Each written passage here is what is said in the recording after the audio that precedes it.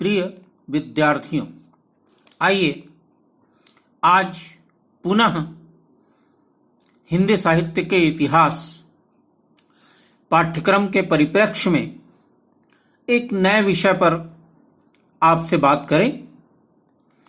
आज हमारे विमर्श का विषय होगा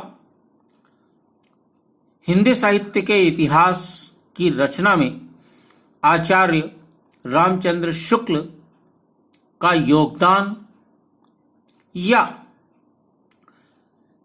एक प्रश्न उठता है, प्रायः परीक्षाओं में पूछा जाता है कि क्या आचार्य रामचंद्र शुक्ल का हिंदी साहित्य का इतिहास वैज्ञानिक दृष्टिकोण से लिखा गया है। तो आइए छात्रों, इन्हीं मुद्दों पर संक्षिप्त बात करें इस ऑनलाइन लेक्चर के माध्यम से। छात्रों, आचार्य रामचंद्र शुक्ल बेशक हिंदी के शीर्षस्थ निबंधकार और समालोचक के रूप में प्रतिष्ठित हैं। हिंदी निबंध को गहन और गंभीर वैचारिक स्तर प्रदान करने वाले पहले व्यक्ति के रूप में भी आचार्य शुक्ल की गणना होती है। आलोचना पद्धति में वैज्ञानिकता का श्री गणेश करने वाले भी आचार्य शुक्ल ही थे, और इसी प्रकार पिछले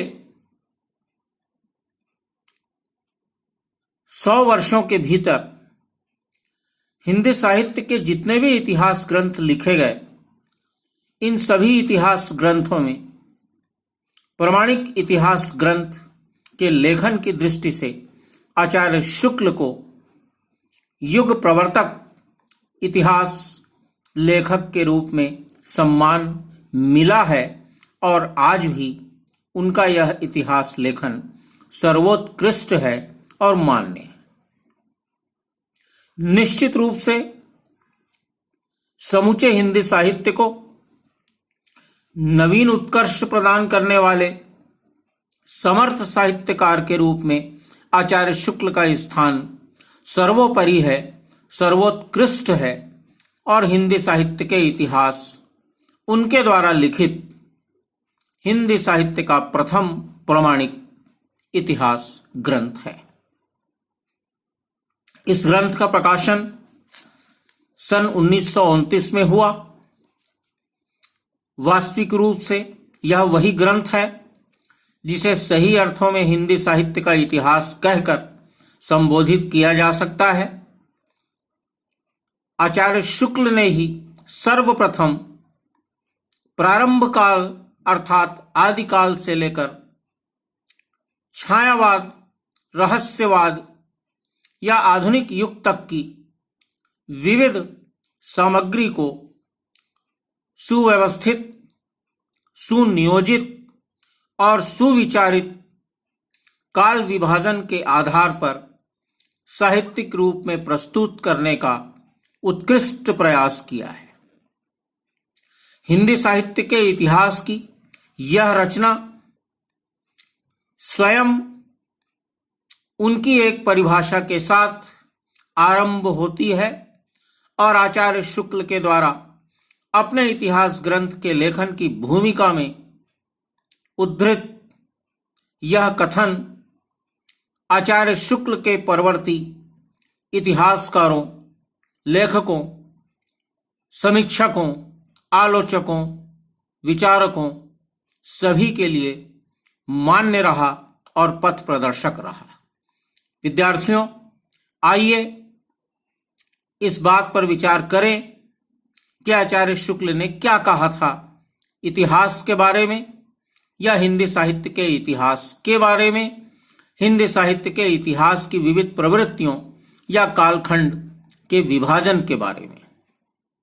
आचार्य शुक्ल का ये मत उन्हीं के शब्दों में मैं आपके सामने स्पष्ट, जब प्रत्येक देश का साहित्य वहां की जनता की चित्तवृत्ति का सचित्र प्रतिबिंब होता है, तब यह निश्चित है कि जनता की चित्तवृत्ति के परिवर्तन के साथ साहित्य के स्वरूप में भी परिवर्तन होता चला जाता है।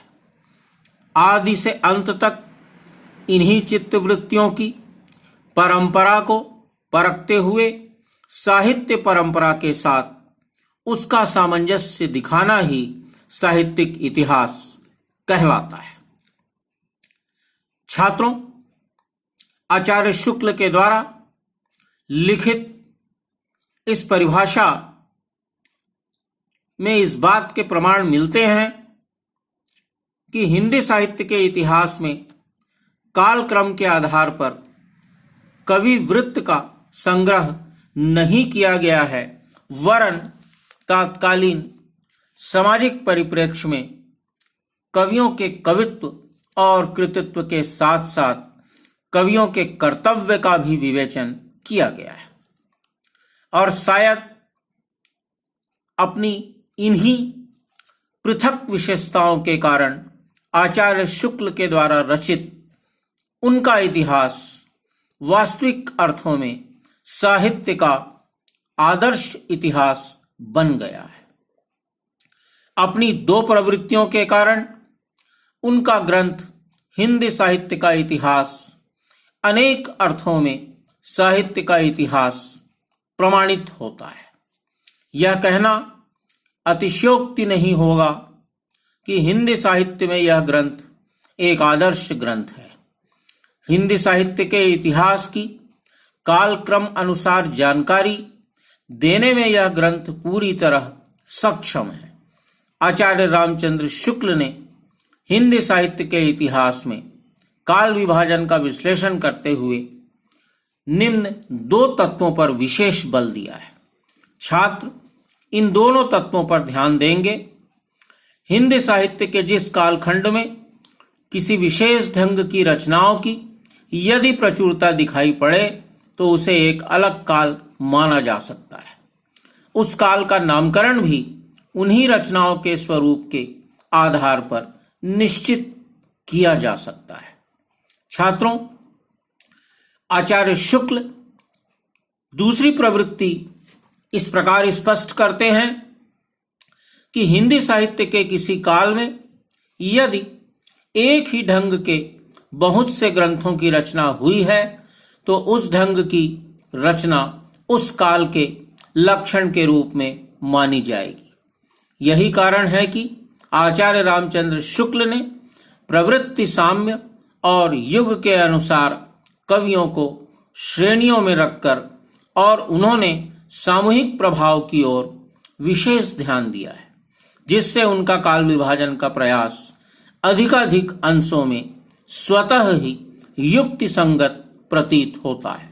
इस प्रकार हिंदी साहित्य का यह ग्रंथ अपने पूर्ववर्ती इतिहास लेखन की दृष्टि से और परवर्ती इतिहास लेखन, इन दोनों ही दृष्टियों से अपने आप में अनूठा और अनेक दृष्टिकोणों से महत्वपूर्ण। प्रिय छात्रों, आइए इस व्याख्यान के दूसरे सोपान पर चलें।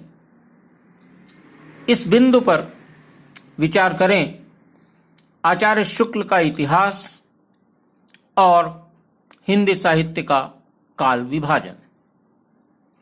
छात्रों, आचार्य शुक्ल के द्वारा लिखित हिंदी साहित्य का इतिहास एक ऐसा इतिहास है जो अपनी प्रामाणिकता और वैज्ञानिकता में अकेला है। जब वह इतिहास लिखा गया तब सबसे पहले शुक्ल जी ने अपने से पूर्व के इतिहासों का मंथन किया और उसके बाद उन्होंने अपना वैज्ञानिक इतिहास प्रस्तुत किया। आचार्य शुक्ल ने 900 वर्षों के इतिहास को 4 कालखंडों में प्रस्तुत किया है। छात्र ध्यान देंगे, ये कालखंड इस प्रकार हैं। पहला वीरगाथा काल, संवत 1075 से 1375 तक। दूसरा भक्ति काल, संवत 1375 से 1700 तक। तीसरा रीतिकाल 1700 से 1900 तक। और चौथा आधुनिक काल संवत 1900 से लेकर आज तक या अद्यावधि। उपर्युक्त काल विभाजन शुक्ल की मौलिक चिंतना का परिणाम है। इस विभाजन की सबसे बड़ी उपलब्धि यह है कि प्रत्येक कालखंड की अवधि भी निश्चित कर दी गई है। आचार्य शुक्ल के इतिहास की दूसरी विशेषता प्रवृत्तिगत अध्ययन संबंधी है। इस अध्ययन में प्रत्येक कालखंड की प्रमुख प्रवृत्तियों के साथ साथ गौण प्रवृत्तियों का विवेचन किया गया है, जो अब तक के समस्त इतिहास लेखन की नवीनता है। आचार्य शुक्ल ने प्रत्येक कालखंड का नामकरण उस कालखंड में प्रमुख प्रवृत्तियों के आधार पर किया है और यही उनकी मौलिकता है। उनकी मौलिकता यह भी है कि उन्होंने किसी दुराग्रह और पूर्वाग्रह से काम नहीं लिया। शुक्ल जी के इतिहास में प्रत्येक खंड के अंतर्गत प्रमुख और गौण सभी उपलब्ध प्रवृत्तियों का उनके कृतित्व और जन्म मरण आदि के साथ वर्णन किया गया है। आचार्य शुक्ल ने इतिहास में कुछ ऐसे तत्वों की ओर भी संकेत किया है जो विवेचित कालखंड की प्रमुख प्रवृत्तियों और प्रेरणाओं को स्पष्ट करते हैं। मौलिकता और वैज्ञानिकता, इस विषय पर अगर विचार किया जाए तो शुक्ल जी ने प्रत्येक कालखंड के प्रमुख कवियों में शीर्षस्थ कवि के आधार पर विवेचित कालखंड के प्रवर्तक का भी निर्धारण किया है। ऐसा करके आचार्य शुक्ल ने एक स्वस्थ परंपरा डाली है तथा आगे के इतिहासकारों के मौलिक विवेचन और चिंतन का मार्ग प्रशस्त किया है। आचार्य शुक्ल के इतिहास में इतनी गहराई है कि प्रत्येक कालखंड के अंतर्गत प्रवाहित छोटी बड़ी धाराओं का विवेचन सूक्ष्मता के साथ किया गया है। इतना सब होते हुए भी आचार्य शुक्ल का इतिहास आज के समीक्षकों और इतिहास लेखकों के मानस में अनेक प्रश्नों पर ध्यान देता है। निश्चय ही शुक्ल जी द्वारा लिखित इतिहास की सीमाएं हैं और वे इतनी स्पष्ट हैं कि आज उन पर खुलकर विचार किया जा सकता है। यह सब होते हुए भी इतना निश्चित है कि यदि शुक्ल जी ने इतना व्यवस्थित और मौलिक इतिहास प्रस्तुत ना किया होता तो आज जो नए नए अनुसंधान हो रहे हैं वे इस रूप में नहीं हो पाते। आचार्य शुक्ल के इतिहास में विद्वानों ने जो कमियां खोजी हैं वे नए अनुसंधान के आलोक में अपना महत्व रखती हैं। वे प्रमुखतः कालखंडों के नामकरण, उनके प्रवर्तकों तथा उनमें विवेचित रचनाओं के स्वरूप, वैशिष्ट्य आदि से संबंधित हैं। शुक्ल जी ने जो इतिहास प्रस्तुत किया है वह वैज्ञानिक और ऐतिहासिक तथ्यों से भरपूर होने पर भी आगे के इतिहासकारों के लिए आज भी चुनौती बना हुआ है। छात्रों, आइए अब आचार्य शुक्ल के ग्रंथ की प्रमुख विशिष्टताओं और दुर्बलताओं पर भी दृष्टि डाला जाए। विशेषताओं के उपक्रम में प्रथम हिंदी साहित्य के इतिहास के संपूर्ण रचना काल को आदिकाल, मध्यकाल और पूर्व उत्तर काल आदि 3 खंडों में विभाजित ना करते हुए एक अत्यंत ही सुविचारित और सुनियोजित ढंग से 4 कालखंडों में बांटना आचार्य शुक्ल के इतिहास लेखन की वैज्ञानिकता है। छात्रों, दूसरी विशेषता यह है कि इस ग्रंथ कवियों जीवन वृत्त तथा रचनाओं की सूची प्रस्तुत की गई है। प्रत्येक कवि की साहित्य सामर्थ्य का विवेचन किया गया है और तत्कालीन साहित्यकारों की रस दृष्टि तथा विवेचनशील प्रतिभाओं का भी उद्घाटन करते हुए स्वतंत्र मान्यताओं की स्थापना की गई है। इसी प्रकार इस ग्रंथ की तीसरी विशेषता, इस ग्रंथ में साहित्यकारों को माध्यम बनाकर संपूर्ण मानव जाति के उत्थान पतन का आचार्य शुक्ल के द्वारा जीवंत चित्रण प्रस्तुत किया गया है। चौथी विशेषता, विभिन्न माध्यमों से प्राप्त भिन्न भिन्न प्रकार की सामग्री के अथाह भंडार को काल विभाजन द्वारा ऐतिहासिकता के सूत्र में सफलतापूर्वक पिरोया गया है। उपर्युक्त विशेषताओं को धारण करने के साथ साथ इस ग्रंथ की कुछ सीमाएं भी हैं, अर्थात विशेषताओं के साथ साथ कुछ दुर्बलताओं की तरफ आलोचकों ने संकेत किया है। यथा पहला, आचार्य शुक्ल के द्वारा रचित हिंदी साहित्य इतिहास में काल विभाजन के नाम पर कहीं कहीं भ्रम की स्थिति निर्मित हो गई है, अति व्याप्त हो गया है। छात्रों, अगर इन स्थितियों में हिंदी साहित्य का इतिहास लिखा जाए तो शायद शुक्ल का यह लेखन आउट ऑफ डेट हो जाएगा, ऐसा आलोचकों का मानना है। दूसरा, सामाजिक परिप्रेक्ष्य की दृष्टि से साहित्य रचना के स्वरूप में घटित होने वाले परिवर्तनों की व्याख्या करना भी इस ग्रंथ की अपनी सीमा है।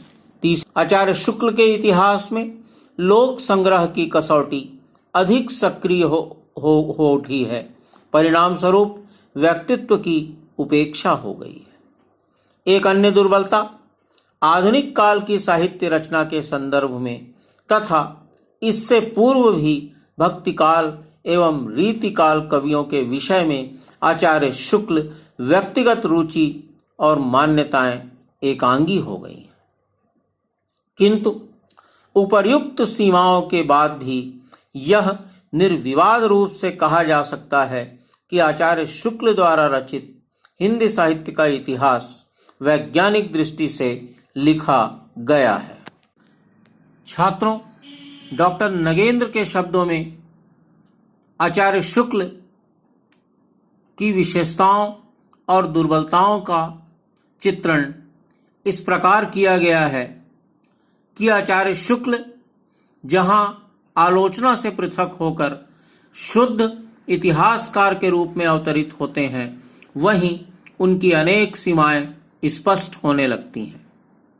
अवश्य ही उनकी अपनी सीमाएं ना होकर इतिहास की सीमाएं हैं, अर्थात जिस काल सीमा में उन्होंने कार्य किया था उसमें कदाचित यह संभव नहीं था कि इतिहास को वह रूप दिया जा सकता जो परवर्ती अनुसंधान से उपलब्ध नूतन तथ्यों और निष्कर्षों के आलोक में संभव है। वस्तुतः उस युग की सीमित ज्ञान राशि को लेकर भी उन्होंने उसे जैसा रूप दिया वह निश्चय ही उनके जैसे व्यक्तित्व के लिए ही संभव था। इतिहास लेखन की परंपरा में आचार्य शुक्ल का महत्व सदा अक्षुण्ण रहेगा, इसमें कोई संदेह नहीं। छात्रों, मैं अब अपने व्याख्यान को विराम देता हूं। शेष नए विषय के साथ हम दोबारा आपसे मिलेंगे। धन्यवाद।